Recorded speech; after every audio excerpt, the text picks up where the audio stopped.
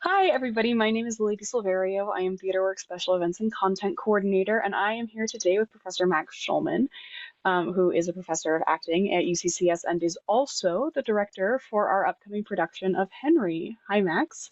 Hi, how's it going, Lily? Great. How are you? Not bad. Having a good day working on Henry mostly. And we love to hear it. So we just have three quick questions for you to sort of give people a sense of what they can expect when they come to see Henry in the fall. Sure. Starting with what is this play about? What is this play about? Well, our version of Henry is in fact three different plays all in one. It's Henry the Fourth Part One, Henry the Fourth Part Two, and Henry the Fifth, all by William Shakespeare, all written in order in his own time. And so what we've done is we've streamlined and edited those three plays down to a kind of core story that follows the development of Hal, who is the son of Henry IV, who becomes Henry V. And so the play is really about him at that moment of change when he has to leave one part of his life aside and take up this new position in the court and as king. Hal has, when we find him, moved away from his time in the court, much to the displeasure of his father and to most people, and has been spending his time in an area of London called Eastcheap, where he whiles away the hours with a host of kind of barflies and rogues, among them one of Shakespeare's most wonderful creations and perhaps a reason enough to do the play on his own, Sir John Falstaff, who is famously the rotund comic knight. And it's really Hal's move from that young man seeking pleasure and seeking, I also think, affection and love and ease, to his transition to the world of the court and then to taking up the crown. And then in the famous story of Henry V, which is sort of a heroic tale, waging this great war that solidifies him as a ruler after his father never sat stably on the throne. And so that's the story of the play. The story of the play is the story of Hal and how he changes. Quite a project to cut all of those plays together. What what makes that work feel worth it? What makes it exciting to do this piece now?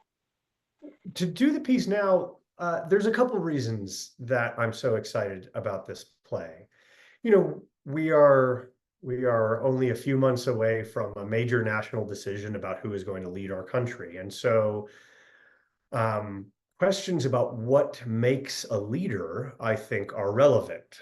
Um, and also, I think in this play, what we ask of our leaders is a relevant question it asks, and what it takes to be a leader.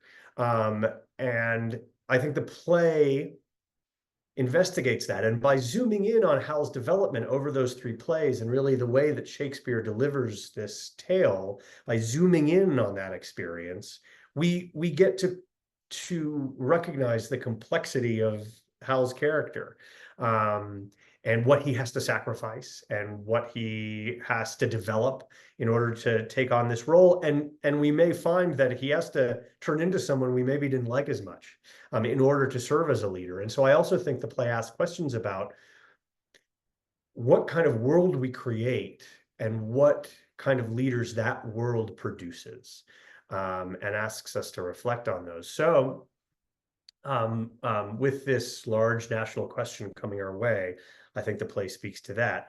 I also think there's an element of the play that has always been there, whether you read all three of the plays in a row or whether you see our version, um, that asks questions about how we change. We wake up one day and find that we have ideas we didn't have the day before, or that we seem to be a different person than when we were years before. And I think at its heart, the play also asks that question. And so there's a kind of personal and philosophical and emotional question that goes along with this highly political question.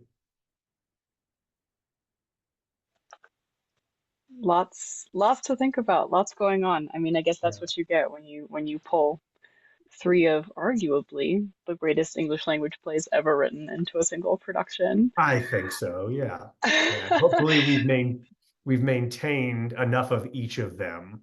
Um, but they tell their own story the way we're doing it. That is not exactly how each one of those plays functions on its own. Absolutely. So what do you hope audiences take away after seeing this version of the story?